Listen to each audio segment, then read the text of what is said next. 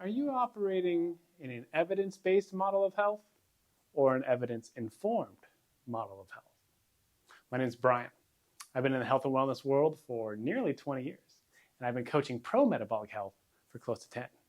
Today, we're going to talk about you. And by that I mean we're going to talk about what model of evidence is going to guide you in your decisions for your health. Because at the end of the day, the reality is you're in charge of what decisions you make for your body. You're in charge of what foods go in your mouth, what exercise you do or don't do, and that's okay. There's a lot of confusion out there in the industry, and there's a lot of different options, so you get to choose. So I'm not going to tell you what to choose, because I'm going to tell you how to choose. To me, it's more important that you're in the driver's seat and you get to make those decisions. I was at a course a few years back, learning some cool brain stuff, and the instructor at the time used a term that I thought was really interesting and very profound, actually, considering the world we live in now is so caught up in the idea of what's the evidence say? The term he used, or the distinction that he made, was that evidence-based medicine is not the same as evidence-informed medicine.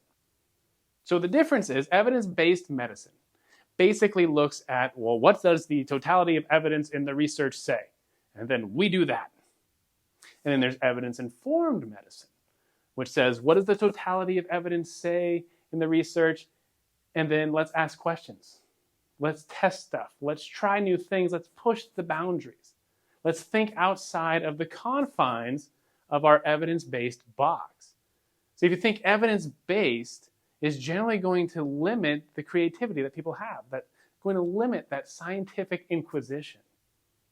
Because now you're stuck in, well, I'm only going to look at what the evidence currently says, and I'm going to take at face value that that's as far as we've gone and as far as we can go. So when it comes to your health, if you've been following an evidence-based model and not seeing the results you want, that doesn't mean that you're necessarily doing something wrong. It just means that parts of that model may not be right for you.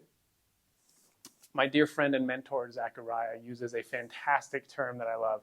He says, it's never an n equals 100. It's always an n equals 1. So what he means by this is, you look at a study. There's going to be a sample size. This is how many people are in the study. They give them a stimulus, they give them a food, they give them a training program, they give them a supplement, and they look at how many people in that group saw the change that they thought they were going to see. So if it's a group of 100 people, that's called an n equals 100. So out of 100 people, if 75% of them have a positive response to a supplement, they're going to say, this supplement works great. The challenge becomes, what happened to those other 25 people? How come they didn't see the same result? So if you're looking at it from an evidence-based lens, the evidence is going to say, this should help the majority of people. And if you're saying evidence-informed is going to be your basis, then you're giving yourself permission to be in that 25% that doesn't have the positive response, and then to adjust your plans accordingly. So it's never n equals 100. It's always n equals 1, 100 times. And so if you're out there and you're trying to fix your health, you're trying to fix a problem, you're trying to solve something that's been aching and pulling at you forever, you may need to take a step back from the evidence-based model and put your reassessment back in the driver's seat.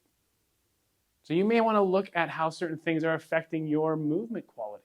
Is a supplement helping you move better or worse? Is that diet helping you sleep better? Is that product of yours helping your skin or your hair growth or whatever it might be? Whatever you're looking at, it's okay if something that helps somebody else doesn't help you. And it's furthermore okay if something that helps you, somebody else would say, no, that's not how it works. You shouldn't do that. The evidence says something different will happen.